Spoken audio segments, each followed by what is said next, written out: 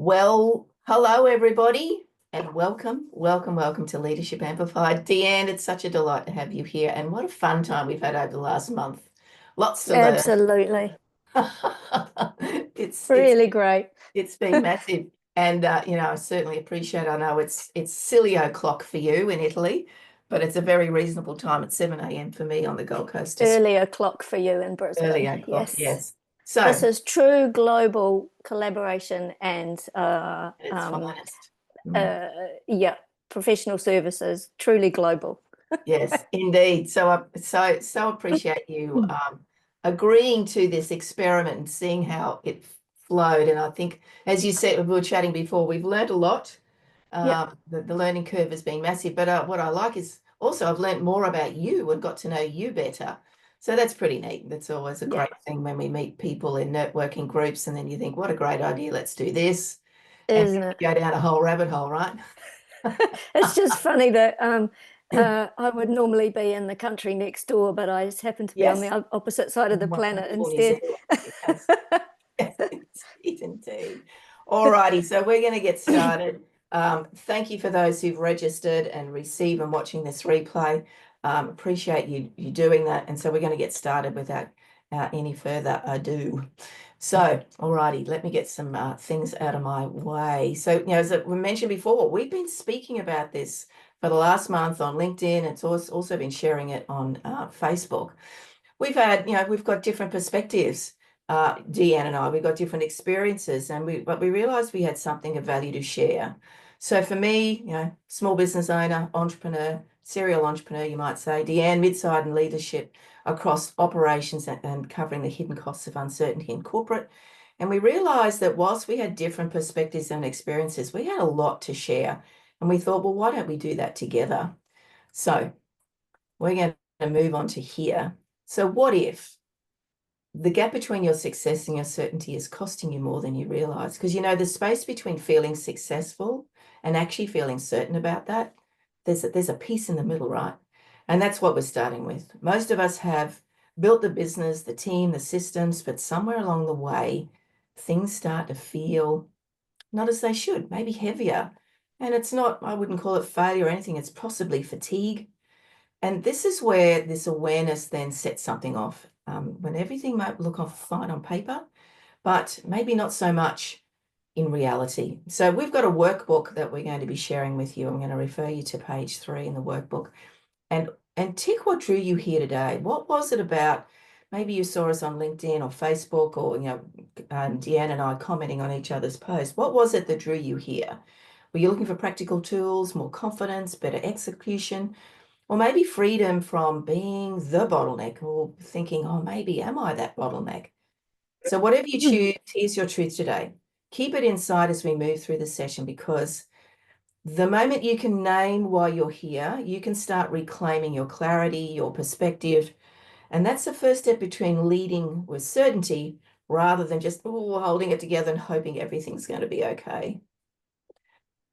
So I'll hand it Yeah. over to you, Deanne. So great, fabulous. So let's just be a little bit direct first, because after decades of sitting beside senior leaders who are accountable for complex transformations, I've really learned something critical.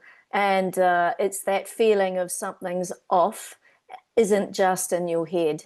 So what's really behind that feeling of something off? Because it is real and it's data that shouldn't be ignored. So whether it's delivery that doesn't connect to your strategy, some ownership that's not very clear, or the exhausting reality of being the one that's holding it all together, these aren't capability problems. They're actually structural ones, and they are solvable as well.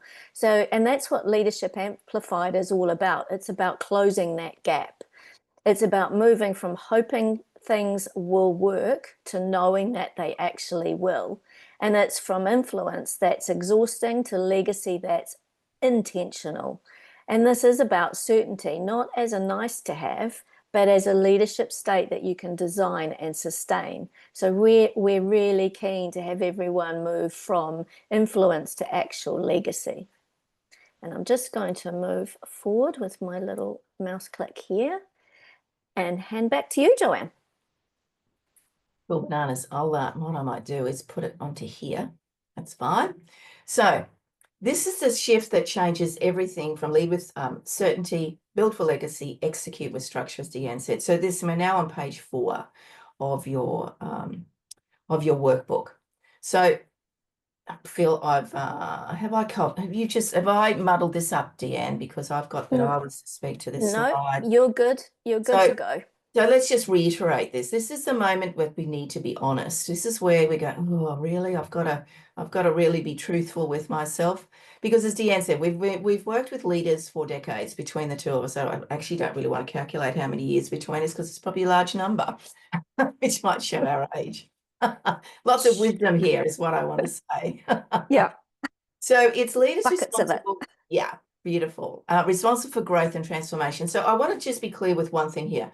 I speak a lot with solopreneurs, women who are in business or maybe got small teams. So even if you're a solopreneur, even if you work in a business and you are the leader of your own division, you are the leader of yourself. I'm a huge believer in to lead with certainty, you need to lead self first, and then you can lead the team. So we've both seen what's really behind the sense of the something's off. And as Deanne mentioned, it's not usually just a strategy. It's the strain of being the one who holds everything together. Now we know this is the case for those people who are in business and have their own business. You feel like sometimes you feel as though you're just hanging on by the tips of your fingertips because, and if you don't, it'll all fall apart. Let me rest you assured that this is not the case because when we have this clarity, it's the moment where everything begins to shift. So up until now, leadership may have felt like you're holding it together, as I said, you're just in reaction mode, you're just solving, but maybe you're only just holding on with control. And sustainable leadership, you can't keep doing that. And so therefore we need to think about how do we design this better. So this is the shift that moves us from success that drains you to certainty that sustains you. And who doesn't want to be in that place? From being the center of every decision of building a legacy to one that stands without you. So how amazing would it be if you could build a team that they're making some of these decisions on your behalf with permission, with delegation, with the skills and the resources they need. And from moving from constant firefighting to structured execution that creates flow instead of friction. So have a look at these 3 boxes and think about which one speaks louder to you than the others right now. And they may shift and change over time. But what we're doing here is in the surface area is what's really driving the friction, the hidden cost of success that keeps you in reaction mode instead of a rhythm, instead of a flow. So this is the really important piece for you too, and you're welcome to share it. I'd love to hear about it, Deanna. I would love to catch up with you after this recording, is to hear what these pieces mean to you. So let's move on to something that has got some pretty amazing statistics here, Deanne. Yeah, yeah, they are. They're quite staggering, aren't they? Actually, they're a little bit frightening when you think about the number of organizations and businesses operating around the globe. Because if the gap between your success and certainty is anywhere near these, then it's costing you much more than you realize. So let's look at what that really means in terms of numbers. Just look at those. 56%, sorry, of leaders hit burnout in 2024. That's half, more than half. That's Yeah, yeah. staggering. All that collapsing all over the place in a staggering heap. It's just nuts. And 70%, this number's bandied about quite a lot, of digital transformations fail. It's a little bit debatable if that's true or not, but I think I read another staggering statistic the other day about what the estimation is of AI transformations that are failing at the moment or likely to fail. And it's again staggering to me that this happens. And Mm. oh, and then the worst one, that 88% of business transformations don't actually deliver on their original ambition. So they're not even hitting the vision or the ROI or the whatever metrics have been put in place when they were given the investment to transform in the first place. So that's a lot of waste of money and time, and really obvious in terms of the hidden costs of uncertainty there. And this is what I see under those statistics, that leaders are working harder, but they're not actually working structurally smarter, because often the business strategies might be brilliant, but they're completely misaligned with the execution or the delivery of those strategies. And the other thing that I find in the work that I do with my clients when they've got a horror project that's gone completely off the rails is that they're seeing and they're being told that everything's green and great and it's all marvelous, yet the real dynamics that are at play are completely hidden by those green dashboards, because nobody wants to speak about the problem. They don't want to point to the elephant. They don't want to ask the hard questions. And so this really isn't about individual failure. It's actually about structural misalignment, and we can actually fix that.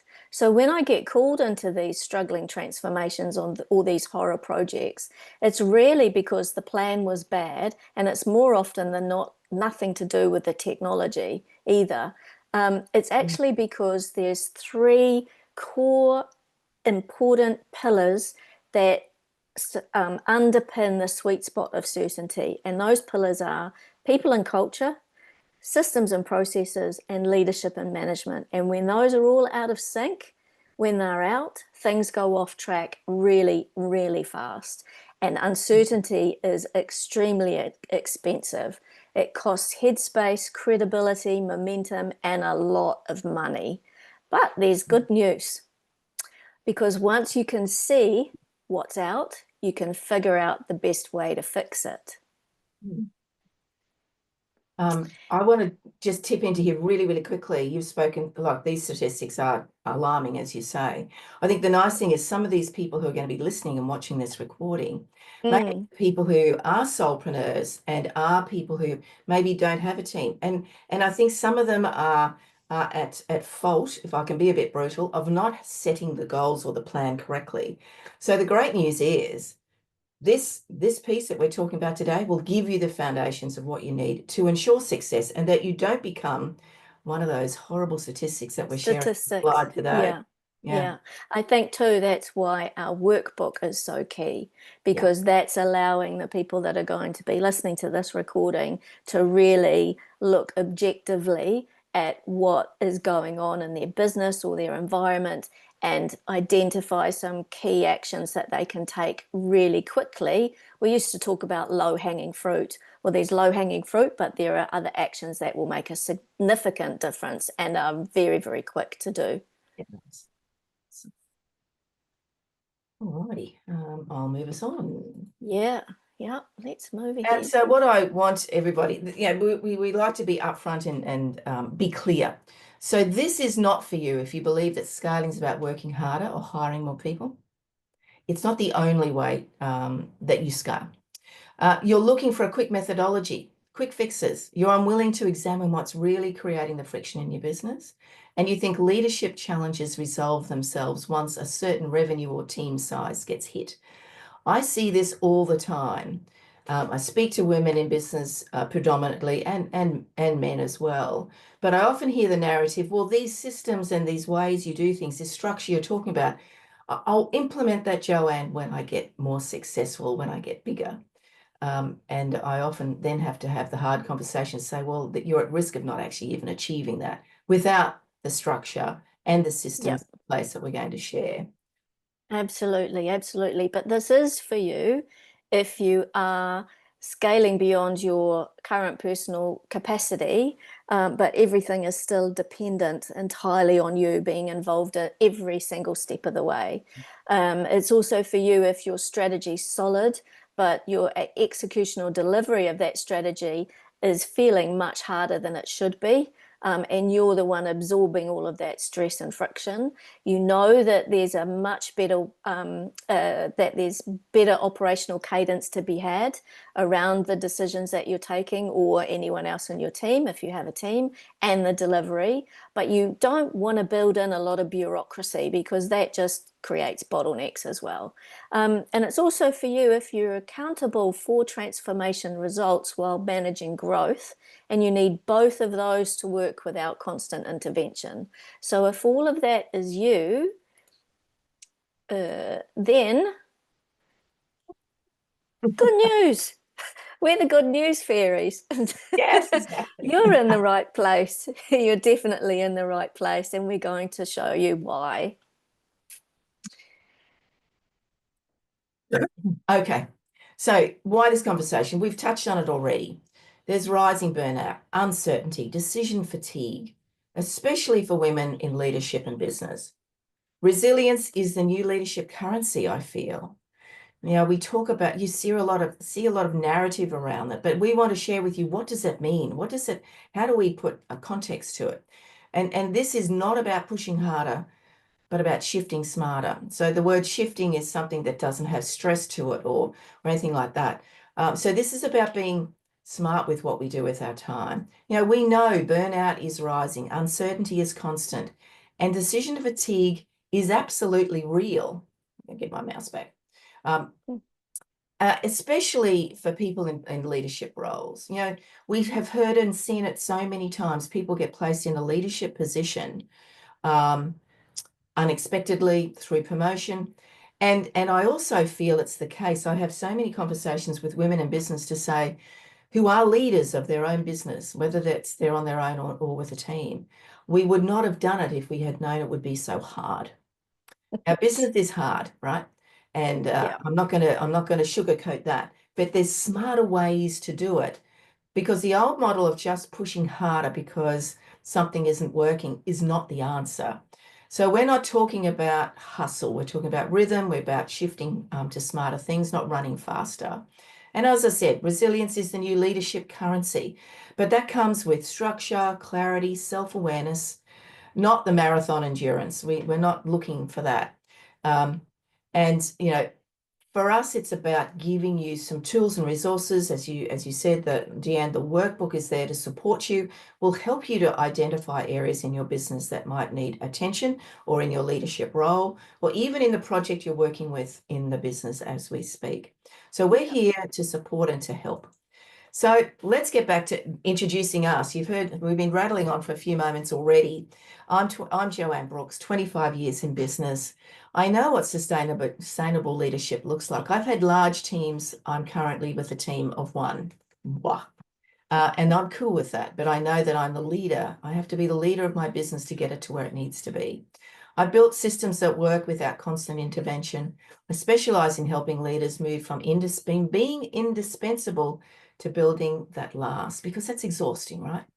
And focus on operational certainty that creates breathing room for the strategic leader. And now I'd like Deanne, you can go ahead and introduce yourself.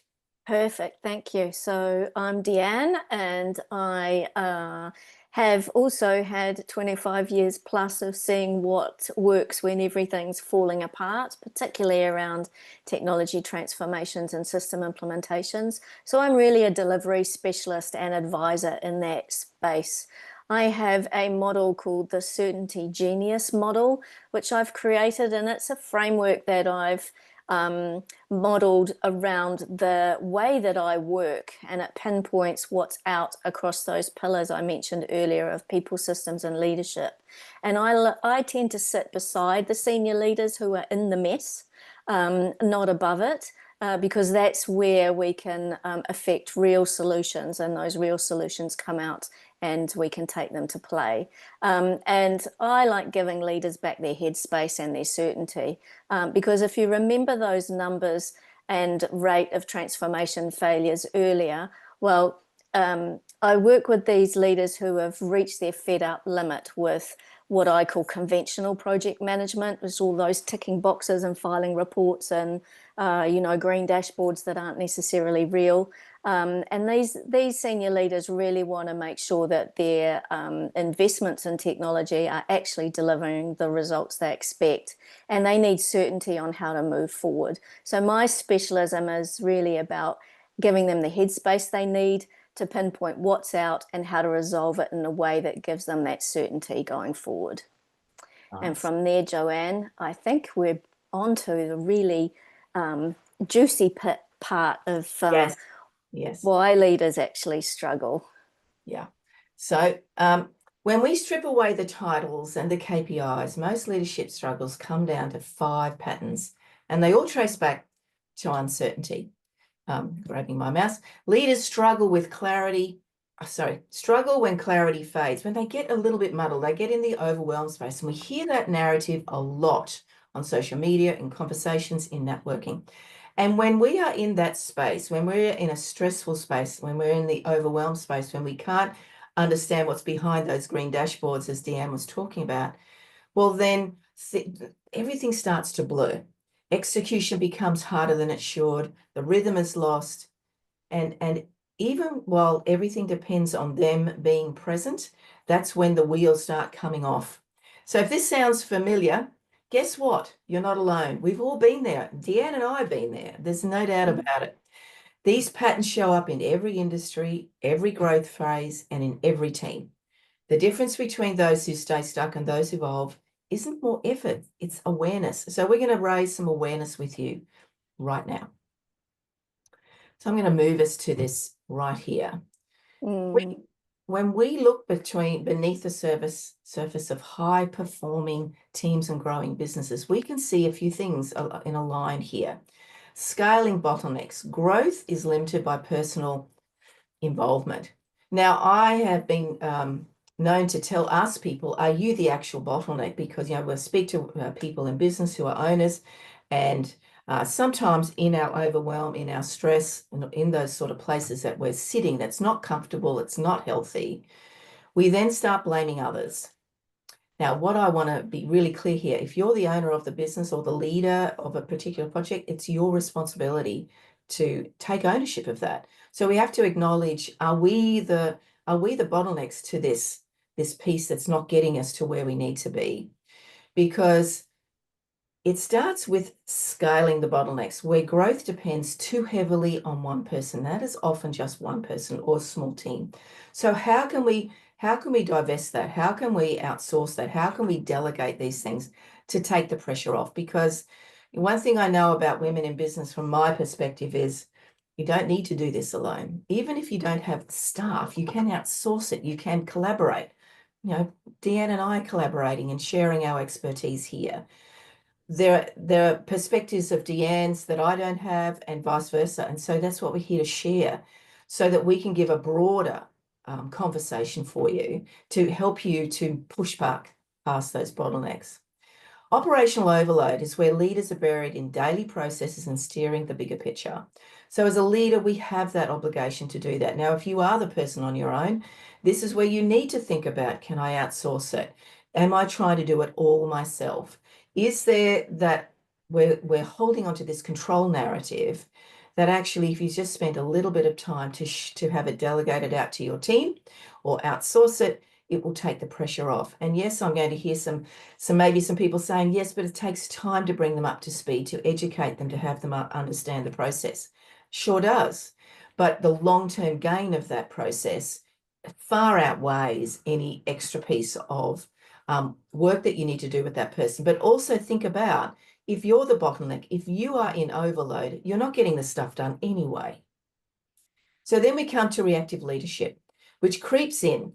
It's about firefighting, and it's about where firefighting replaces strategic planning. So sometimes we're just putting out fires left, right, and center because we're reactionary. We're not being proactive.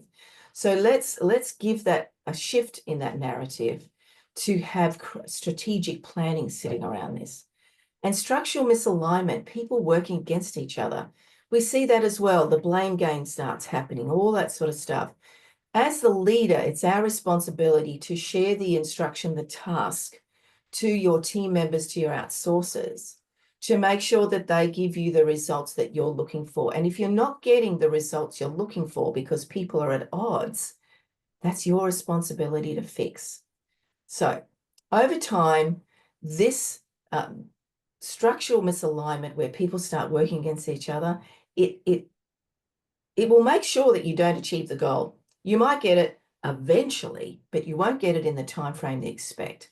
So none of these shifts, none of these issues will be resolved overnight, but they do build quietly, a little sort of like that behind that green dashboard. They build quietly, bit by bit, until you realize everything relies on you to showing up. And that's a hard place to be as a leader. That's why certainty matters. That because when you can see what's out, you can start to design what's next. So I am really pumped and excited to share, have Deanne now share with us our first number one idea, the genius of certainty.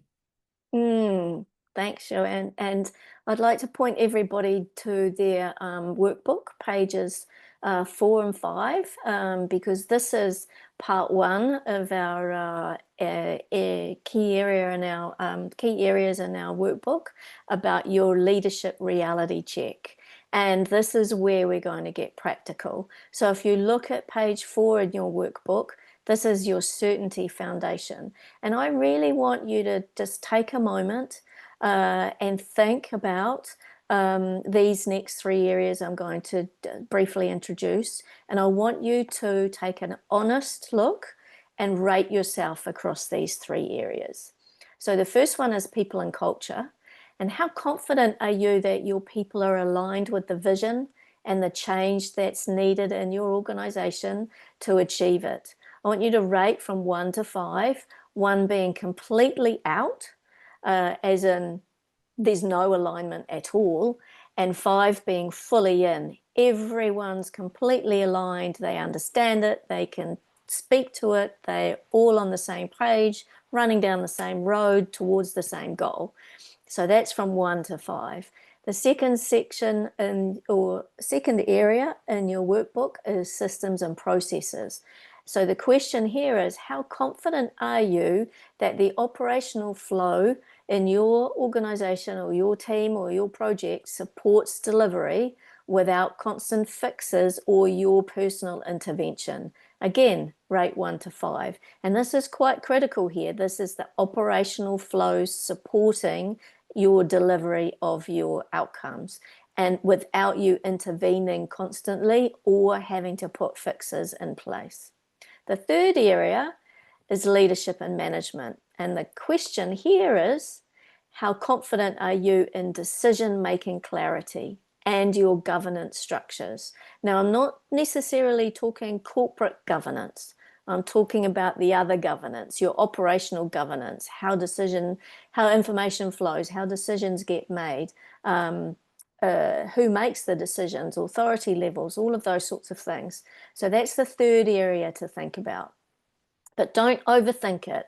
Really, there's nothing like listening to your gut. Your gut reaction is usually the most accurate, and it will.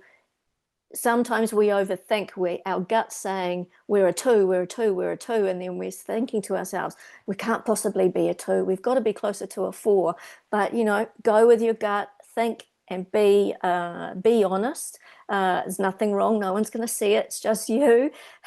But it will really give you some guidance on how to move forward, because these 3 pillars sit at the heart of, unlike before, certainty model, and they are where your certainty will live or die. And when in combination, all 3 of them are in, you get complete flow. If even one of them is out, you get friction, you get dependencies, you get that constant sense of something's not right. So just take a moment now, mark your ratings, and notice which one sits lowest in the score, because that's probably your biggest leadership leverage point and opportunity to do some work and reap huge benefits. And with that in mind, I'm just going to show you what the Genius model actually shows us in action, because there's certainty at the middle, which is the sweet spot there. And then we have people and culture, systems and processes, and leadership and management all stemming off it. But if your people and culture and systems and processes are, and your leadership and management are aligned and all in, then that sweet spot that is certainty will be present. You'll be confident, you'll have clarity, you'll know where things are going, you'll know what decisions you need to make, you'll know what you're going to get out the other end, and you'll have your headspace back. And your delivery will be well and truly connected to your vision and your strategy. But if even one of those are out, well, I think we all know what's going to happen then. Tend to end up in chaos, where everything is dependent on us. As Joanne was saying before, we'll feel burnout. The quality of what's going on in our organization will go down. We'll have operational inefficiencies. We'll start having to spend more because we're trying to plug the gaps, like the finger in the dike when in Holland. And trust there'll be a huge loss of trust, and that's a big problem. So the beauty of this model isn't complexity. It's not complex. It's a flow-on implication. It's a cause and effect. So the beauty of this is clarity, and it's pinpointing exactly what's driving your uncertainty, and therefore the hidden costs, the costs that you can't necessarily see, but you will be feeling the impact of. And I think it's important here just to share that what I've learned across every intervention is that you can't fix what you can't see. You know, we talk about you can't measure if you don't have the metric or you don't have the statistics or whatever it is. So you can't manage what you can't measure. But here you can't fix what you can't see. But once you can see it really clearly, the path forward becomes pretty obvious. It's not a lot of rocket science. It's practical stuff that we do all the time. So again, I would just encourage you to look at your workbook ratings again, from those on pages 4 and 5, where you were scoring on a rate of 1 to 5. Where did you score lowest? Now, just remember, don't take that as oh my God, I haven't done what I was supposed to do. I don't have the processes in place. I'm hopeless, all those sorts of things. No, no, no, no, no, no, no. It's not about failure. It's about having a starting point. It's about having a starting point to move forward from. And that's the beauty of those 3 simple questions. You've now got a basis from which to move forward.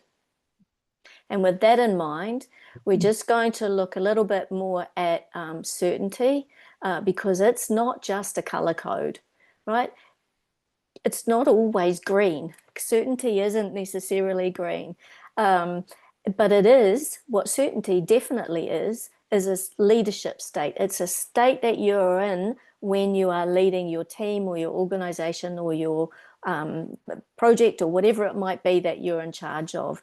Certainty is a leadership state. And I've seen far too many dashboards, as we keep saying, showing green while all those dynamics surrounding it are a complete mess. So I sometimes say, how can that possibly be green when all of these things are going on? So even if your reports are on track, but your leaders and your teams are quietly drowning, the elephants are running all over the place and causing havoc, and no one's calling them out, then your green doesn't tell you if your trust is broken. It doesn't tell you if competing agendas are derailing progress. It doesn't tell you if your team actually understands why they're doing the work that they're doing. It's real certainty comes from understanding what's actually happening on the ground, not just what's being reported. So it's about having your finger on the pulse, sensing early when something's not right or something's off, and acting before it becomes an escalation. And that's why I say certainty is a leadership state. It's a state of being in action and of dealing with things before they become big problems. And that is conscious leadership. And it's really what separates leaders who react from leaders who build with intention. So really important here that we take what you were answering to those questions earlier on page 4 and 5, think about those in ways of where you could be starting to focus your efforts, and thinking about certainty as a state of leadership rather than as a color code. And then I think our next section, Joanne, is really moving into our next area around scaling and transformation reality test, which I think is where we move from, as I was saying, excellence, leadership is an action, but excellence is a decision. Yeah. Some great points in there, and I love this really simple questions to really create clarity as to where the areas of improvement are needed in your leadership in the workbook. So now we're moving forward to the workbook on page 6 to 8, where we talk about excellence is a decision and leadership is an action, as you said. And this is where we turn to mirror towards your own business or leadership environments. Now, it's easy to look successful on the outside. It might seem that you've got a solid strategy, great results, and yet it's still feeling that you're paddling beneath the surface. Maybe you're that duck that's quietly going along the pond, but the little legs are going crazy, right? We've seen it all. We've all been there, right? So part 2 of your workbook is designed to help you to test that gap between success and legacy. So I want you to take a look now at how your time divides across strategic leadership, operational management, and personal intervention. Where does your energy really go? So we want to be honest about this, and it's not about judgment. It's actually, as Deanne shared, the data helps you to grow, helps you to gain clarity. So if your business would struggle the moment you step away, or if the evidence often takes second place to fingers crossed, that's a sign that your success is built on effort, not structure. So often there is this winging it approach that, we've got, as I said, we've got this beautiful facade happening, but underneath, I speak to a lot of leaders in business where they're a little bit hesitant to dive into this because it's a little bit like looking under the hood and going, oh, it's a little bit messy. And they feel bad about it, and a lot of self-judgment kicks in and all that sort of stuff. This today is about let's getting honest. Let's lift the hood a little bit and let you in a safe place, because you don't have to share it if you choose not to. You can have a look at it and go, well, where are the areas that I can improve? So let's move on to the next slide to give you a little bit more reference. So continuing on. So this is your chance to shift, to map the shift, if you will, to start building for legacy instead of just constantly holding it together. So it moves you from individual success, so achieving personal goals, to contribute to stability. So what do you need to do personally to take that step forward? Establishing a stable and reliable framework and inspiring future generations through effective leadership, because that's what it is. It might seem very noble and very large, if you will, particularly for those people who might be solopreneurs or small business. But we should all be in business to shift, not just to create success, but to create a legacy. Why are you doing this thing? Why are you in this role? Why do you have this business? Because what I know is that excellence doesn't just happen. It's a decision. You make a conscious decision to take on this piece.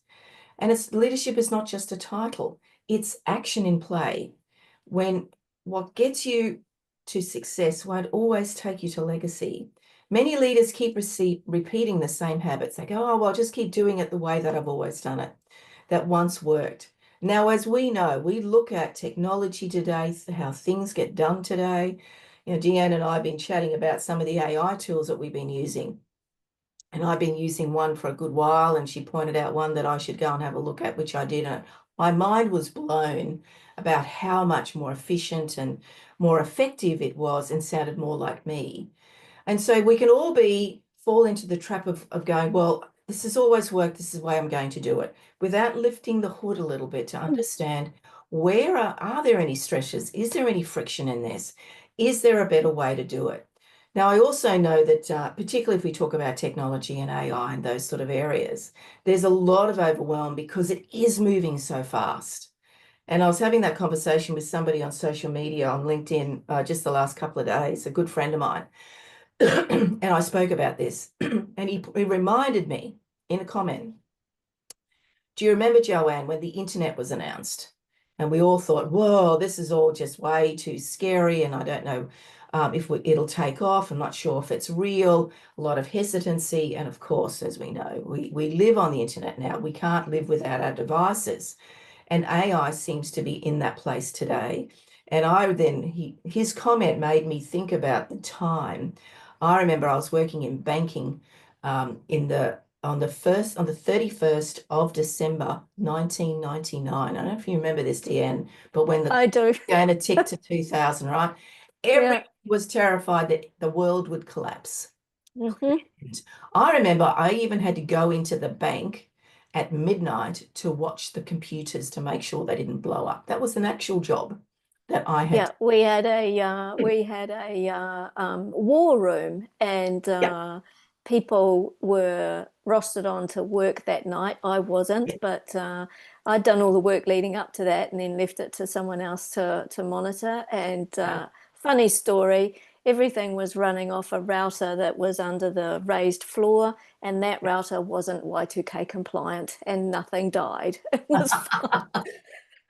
Isn't that funny? But so the things that we perceive to be a problem, um, possibly are not. But what Mm. we should be always be mindful of as leaders of our business in our roles is that we are constantly looking and being aware of changes and shifts, new technology, new ways to do things, and new ways to do things could come from your team, right? Don't be the leader who instructs down. Be the leader that does give instruction down, but actually is willing to receive information from your team, because your team are the people who are right on the coalface and in delivering these things for you. So, so this is your reminder that legacy leadership isn't about doing more; it's about doing it differently. Take a look back at what you wrote in your workbook now, where your time and energy go, where you're still the safety net. So ask yourself, if you chose excellence as a decision today, what would shift in how you lead? Because when you act from clarity, instead of the messiness and the chaos and the friction, structure follows, and that's where legacy begins to form shape. So I trust this is giving you some ideas. We got to work on self first, individual success, look at structure, and then our legacy framework comes to the fruition. So I'm now going to move on to the next one. Yep, I believe great. me again. So operational governance that works, structure that creates flow, not friction. When most people hear the word governance, they think compliance, corporate meetings, red tape, stuff that a lot of people don't think applies to them. It's a big corporate word. Of course it is. But you know what? Real governance, the kind that actually works, creates freedom, not friction. And it's the rhythm that connects your strategy to your delivery. It's how your vision turns um, into reality without constant oversight. So in your workbook in part 3, page 9 to 10, start mapping out what this looks like. Not governance for a boardroom, but governance that keeps your business and your role flowing when the pressure hits. So there's some questions there that will help you start thinking these through. As I said, operational governance might feel maybe not relevant to you if you're a small business, but let me be rest you assured here, it absolutely is relevant to you. Structure and systems, like if I can point out the obvious, large corporates have these things in place because they work. We just have to help you, Deanne and I, our role is to help you to identify how do we apply that piece to you as a small business owner, if that is who you are. Because clean governance is not bureaucracy, it's clarity, vision to the top, accountability in the middle, and execution with the rhythm at the base. So think of it as a dance, if you will, where everyone knows their steps, the music keeps playing, and no one is tripping on each other's toes. Mm. Clean governance isn't bureaucracy, it's clarity, it's awareness. It's all these great words that we hear that we go, oh, I wish I had that in my business. I wish I had that in my role. It's about knowing who owns what. So delegation comes into play here, when decisions are made and how outcomes are tracked. So how do you make a decision? How do you know that the decision you're making is the right one? What systems or governance do you have in place with the data? Because good decision making is made with good data, good information. And how are you going to track those? That's what gives leaders their headspace back. That's what moves the messiness and the overwhelm, the fogginess out. Because here's the truth. When governance is done well, no one even notices it. It's a flow because things just work. Vision sits clearly at the top. So that's a great utopic place to be, to aim for. Accountability flows through the middle, right? We've got to hold people accountable. And it's not just you, the leader, it's your team, it's the people you outsource with, it's the people that you work with, it's the people above you, if you're in a business, in a large organization, it's the people who are that you direct. Accountability flows through the middle, as I said. Execution moves with a rhythm at the base. That's the invisible structure behind every great legacy. So, structure, I often talk about it, particularly an analogy when I'm talking to small business owners. If you're going to build a house, you're going to get foundations put in place, right? It's a given. That's just how we build homes or high rise or apartments or corporate structures. This, what I'm talking about, is putting in those good foundations in your business, because you can't grow and scale. You can't achieve your goals. You can't complete your projects without good structure in it. So look at your environment. Where are the decisions getting stuck? Where are the bottlenecks? Where's the accountability blurred? Those are your pressure points. Governance done right releases the pressure. It brings transparency, rhythm, and confidence. And that's what we want in business, right? That's what we want. We want it to feel easier. Business is always going to be hard, but it will be easier. So here's a quick flow for you. Governance that creates flow, not friction. So you've got execution outcomes, actionable steps, results achieved. And I'm stepping on Deanne's toes because I know this is a piece you want to talk about. So I'm going to let you carry on with this one, Deanne. Fab, thank you. Yeah, so I think we're up to page 10 and 11 now in the workbook, which is where we start getting more into the nitty-gritty bits about this how governance can create flow rather than friction.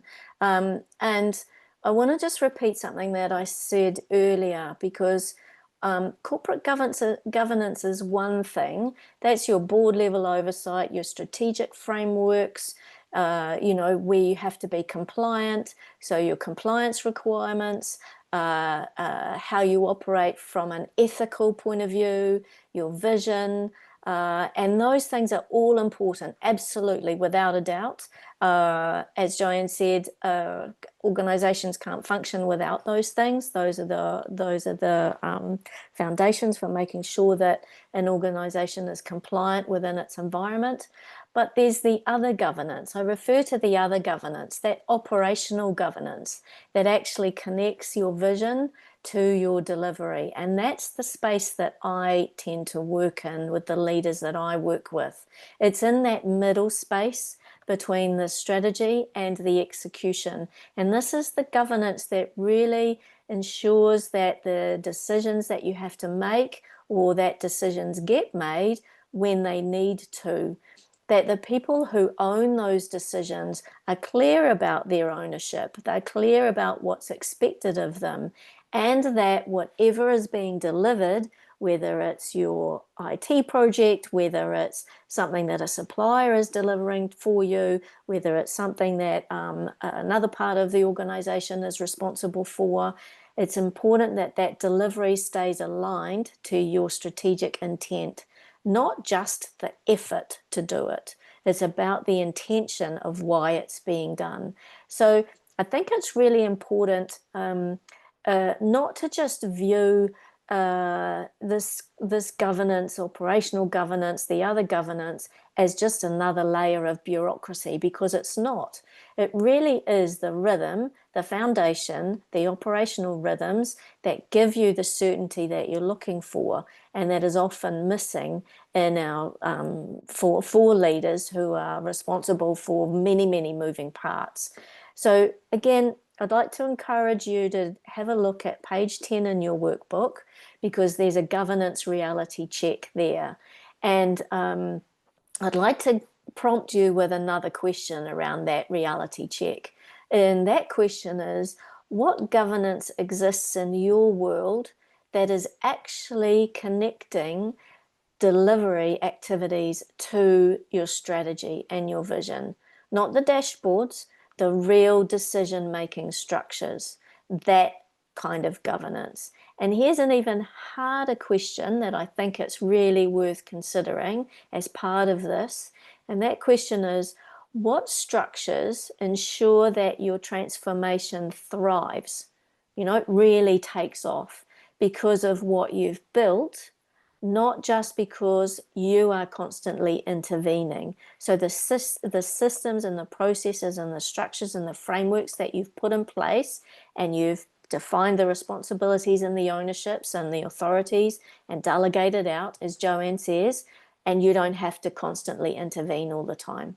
So are those helping ensure that your transformation thrives? So that's the governance gap that I find that most leaders don't even realize exists until someone actually just asks that question. And this governance, as I said before, and I'll keep beating my jungle drum about it, isn't about bureaucracy. It is about clarity. And I know this because it's this governance that actually works. I'm just going to move to my next page here. It's this governance that actually works. It's clean, clear ownership flow. And without that, everything else kind of struggles. So in that ownership flow, we have the board, we have the leadership, and we have the teams. So the board are concerned about the corporate governance. They're also owning the why of why things are being done, or why the business exists, why we're structured the way we're structured, and the vision and the strategy, the why we're doing these things.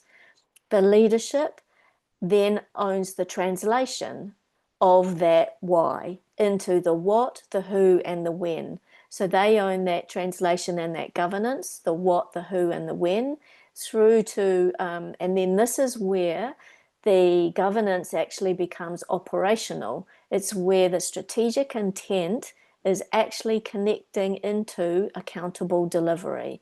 And this is because the teams then own the execution of that. The how, so they're doing the how. So we've got the why, the what, who, when, and then we've got the how.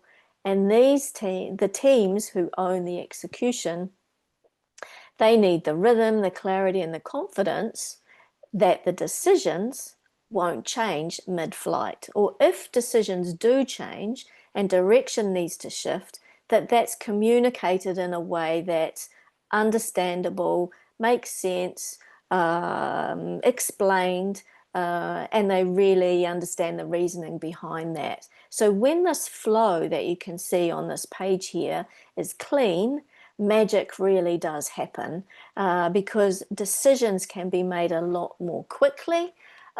Leaders are no longer or spending less time firefighting. There might still be some firefighting because you never know when something's going to come at you from left field, but hopefully there's a bit less firefighting than usual. And the results that you're trying to achieve, or the results that you're putting, the changes that you're putting in place to achieve the results that you want out the other end, actually stick.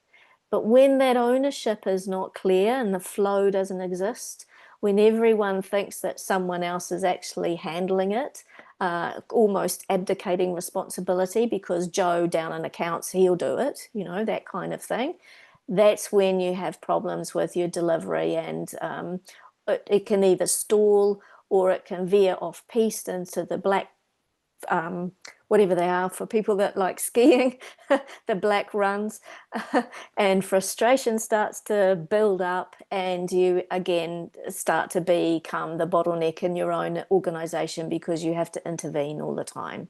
So again, let's just take a moment, take a breath, look at that page in your workbook and consider your environment in the context of this. Is the flow in your organization, in your team, in your environment, is that clean?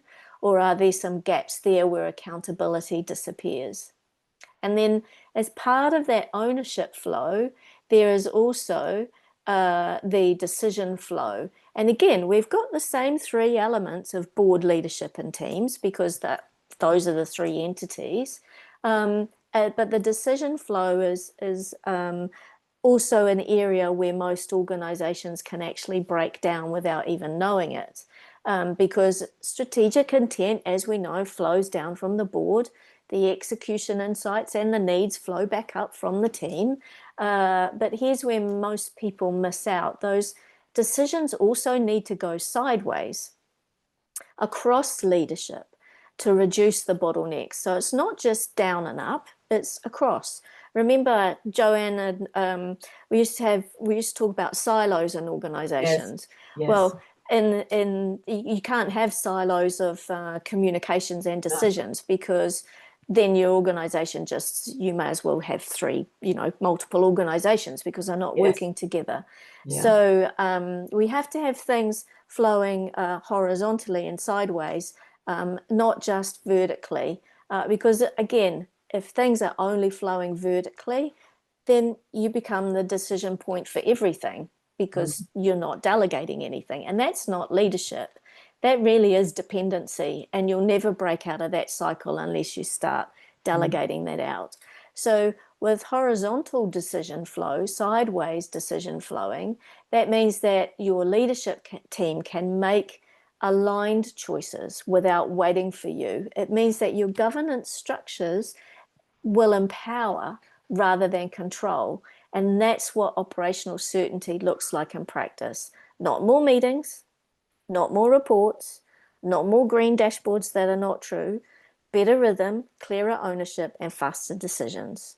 And when that happens, you really do get your strategic headspace back, because you're no longer trapped in every single tactical decision that has to be made in your business. Mm. And I think that's now where um, Joanne's leadership circles are really helpful, because this is where now legacy can actually get personal. Yeah. Thank you.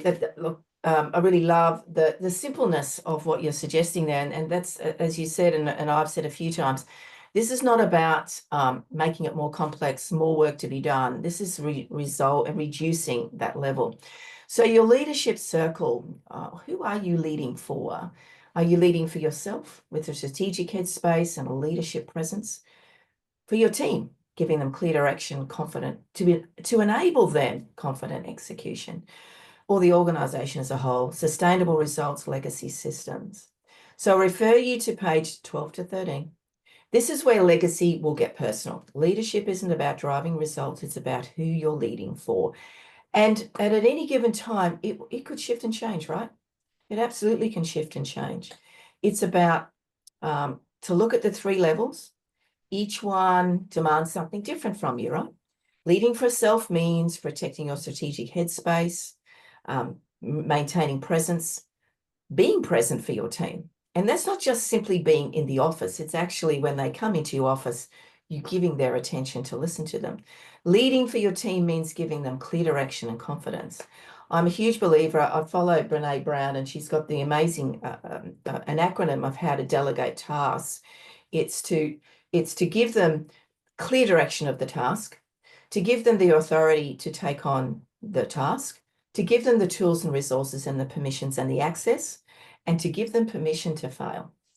Because I'm a huge believer in, as a leader in business, if you are asking somebody to do something for you and you've delegated the task and you've followed the system and the process, and they don't perform as you expect, the only person that needs to resolve this is you, and you need to take responsibility for it. So when you're leading for your team, there's a whole different dynamic and layer sitting here for. Leading for the organization means building systems and structures that sustain results long after you've stepped away. Now, if any of you who've watched this, watching this replay, you would have seen and received various emails from us, alerts, stuff on Facebook and social media and LinkedIn, etc. That's Deanne and I using systems to take the pressure off. We're not sitting there at 5 a.m. in the morning sending an email to you. The system was doing it for us. So it took time to set it up. And the organization needs to have those structures. The team need to have the direction of how to implement it. But you need to have strategic headspace to understand what it is that you want into putting it into reality, to make it work, to make it flow. Because what I know is these things happen seamlessly behind that green dashboard for you, but you need to think it through with a strategic headspace so that you can clearly define it for your team and then for your organization as a whole. I'd just like to interject Yeah. here, if I may, for a second, and just reiterate that this is where delivery and legacy really intersect. Yeah. Because I know that when I work with leaders, we're often fixing that gap between what the organization needs structurally and Mhm. what's actually being built, because you can't lead strategically if you're still holding every single Yes. operational piece together yourself. So I'm in that space and we're fixing that gap because something's not supporting the leaders in the way that it should be. Thank you, Dan. So take a moment to look at your workbook to reflect on where your energy is going most consistently. Is it inward, outward, or upward? And as I said, it will flow, it will come and go, and you need to be flexible. And the old pivot word, right, that we all came to love and know as a result of COVID, you need to be able to shift from one space to the other. What most leaders realize, they're overinvested in one layer often, excuse me, and under-resourced in others. So this is your opportunity to work out where the dependency sits, where you start balancing the three. How can you balance them? You move from holding the business together to one that holds itself. And that's what you want. You want to be the business owner, the leader that can step away as needs be. Go to that conference, go to that sales meeting, take a holiday, go to the board meeting where the rest of the team is working. This is your opportunity to get clarity around where all this sits for you today, to understand where you need to, where you're sitting most often, and is that healthy for you, for your team or your business? Dan, do you have anything else to add before we move on?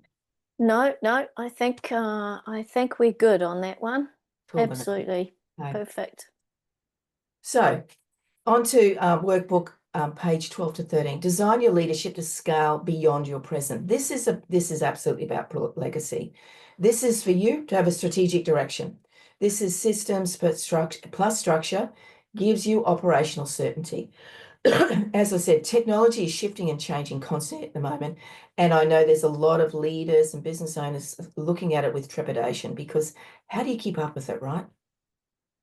All you can do is create a goal that your organization delivers results, because the foundation you built is a constant, but it doesn't need your constant intervention. This is the goal that you should have for you. How do you build your business and scale that it doesn't need you to be there every moment, every micro moment, in every layer? And I'd like to think this is going to be a turning point for you, where you move from awareness to design, from scaling beyond your presence. It isn't about just stepping away. It's about building systems and people that you can hold accountable, they can hold you accountable, and that you can move towards your vision without constant correction, without you being in there at every moment. So when you look at your current setup, ask yourself, what still relies completely on me? Which decisions, approvals, or relationships would stall if you weren't there, if you'd managed to take a couple of weeks off, a day, some time? That's your signal, that's your alarm, that's your red dashboard, if you will. Because your role should be strategic direction. The system structure underneath create the operational certainty that allows your leadership to expand. Because legacy isn't built where you're in every single detail. This is about, I'm hoping you're getting the point here. This is a point of where you're stepping out of all the different micro moments in your business or in your role. It's built, so legacy is built when what you've designed continues to work without you needing to hold it all, as I said. This is about actually relinquishing some control. And for some, that's going to be a little bit nerve-wracking, if you will, because control maybe is your safe place. But this is about relinquishing that, but giving the directions, the task, the project to the team, outsourcing it where you need to, with all the instructions they need, so you set them up for success. But accept that sometimes it may not be successful. So Deanne, do you have something to share about this one? Yeah, I just want to pick up on your point about the personal capacity, because Mm, I think that's really key, and I know that that's something that you talk a lot mm, about with people, that leaders that you work with, And it really is. I think the point you're trying to make it is that it's about how you scale your leadership beyond your personal capacity, and Mhm. really, as a leader and a business owner, that means that the putting in place structures and governance structures and operational structures that work without you being in every single thing, and that excuse me, where the decision pathways are clear and ownership that's accountable. So I think those things really help people move their leadership beyond just their own personal capacity. Yeah, yeah. Great points here. So there's lots of thoughts I'm sure going through people's minds. Hopefully you're making notes in the workbook. So let's move on to coming up, rounding up. So I'm going to hand this one over to you, Deanne. Yeah, yeah, great. Yeah, because again, and I'm just going to pause, excuse me, while I get my frog out of my throat, and just shine a reality light again just for a moment, and reiterate what I've said before to remind people that corporate governance is one thing. It handles your board accountability, it handles your strategic frameworks and your compliance requirements, and all of that is absolutely essential. But what I want you to really think about is the other governance, the governance that connects your strategic vision to your actual delivery. So that's linking your vision to your results.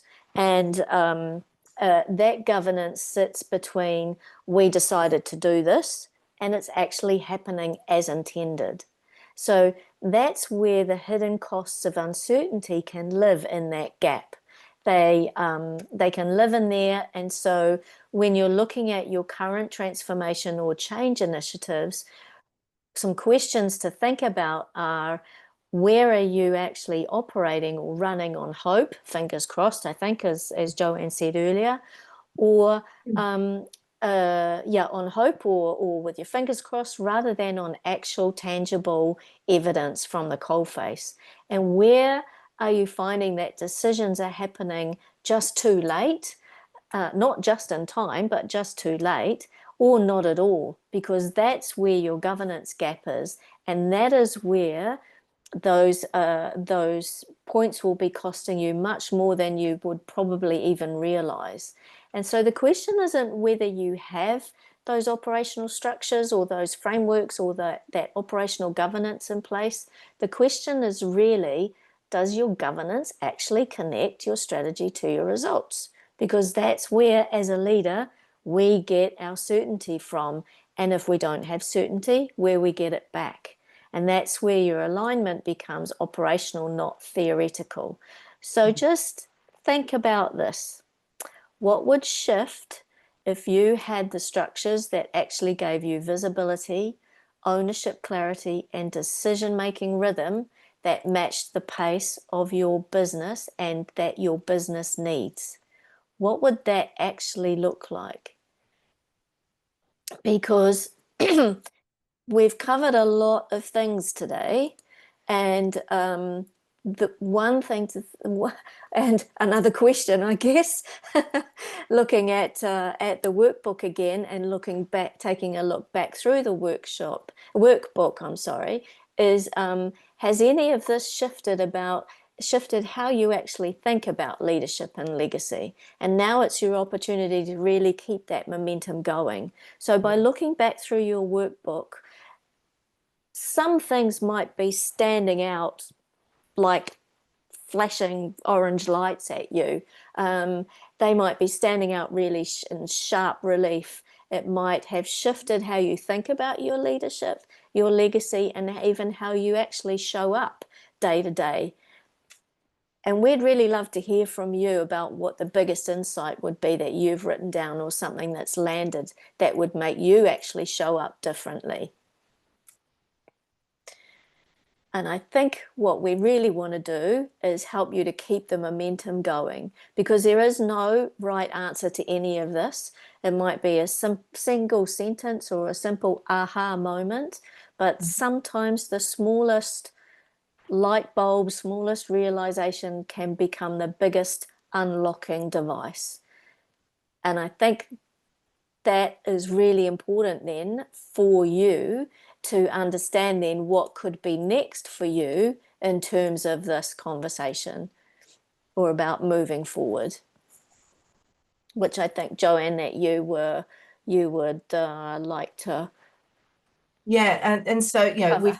we have covered an awful lot here. I've been sitting here reflecting on the amount and depth of information that we've shared today. There's a lot here, right? And so I'm very pleased that we crafted this workbook for you so that you can sit back and take some time to work through it and look at it. But this is where we turn reflection into action. So the one thing that I'm always deeply passionate about is always happy to share our expertise and share with you some ideas and thoughts of how you can be a better version of you for your team, for your business, for your role. But you do need to take action for this because you turned up for a reason, right? You signed up to watch this event or watch the recording with us. You've potentially watched our or read our articles on LinkedIn. So I do encourage you to complete the workbook. So based on what you've written, what's the one area that could make the biggest difference if you focused on it now? What would that firefighting activity lead to for you? So maybe it's structure, culture, clarity, or maybe it's just creating a bit of breathing room. Whatever it is, the next move is yours. And so what Deanne and I are super excited and delighted to share with you is that we're going to make ourselves available for you, both of us, for all of you. And so we're going to share a QR code with you shortly. But this is where we want to help you unpack what you've worked out, what you've written down in your workbook. This is not about judgment. This is about supporting you and working and building or create one small shift that could actually have one of the biggest impacts for you in your role in your business. So I'm going to share with you a QR code so that you can grab some time with Deanne and I. Our time, your time, our time is valuable. And I want you to make a point of you've signed up to listen to this. You've read our LinkedIn posts, as I said. You've now got the workbook. Do take some action to step forward into resolving the areas of your leadership that you obviously had some inkling about as to why you landed here. So Deanne, any final thoughts from you? Yeah, I'd just like to say that our hope is that everyone leaves this event, or if they're watching the recording, um, not with more to do, not with more things on their to-do list, more pressure on them, more, stress and anxiety, but just with more awareness, with their eyes a little bit more open, and with an awareness of what's out, of where friction might be living in their environment that they've noted through the workbook, and what it looks like when things start to what it could look like when things start to flow again. I think that's what I would like people to leave Yeah, with today. yeah, I love Yeah, that. yeah, Thank you, Deanne. I'm going to stop sharing. We'll sign off. It's very late for you, very much time for you to head off and put your head down. But yeah. thank you for joining me today. As we said, No, you've got a thank you, workbook. Joanne. My pleasure. Yeah, We're going to sign off. We've covered an awful lot. There's some homework to be done, and we very much look forward to connecting with you all so that we can help you work through that workbook and create some of that clarity and take some small steps to what you need to do. absolutely. Yeah, Thank you. perfect.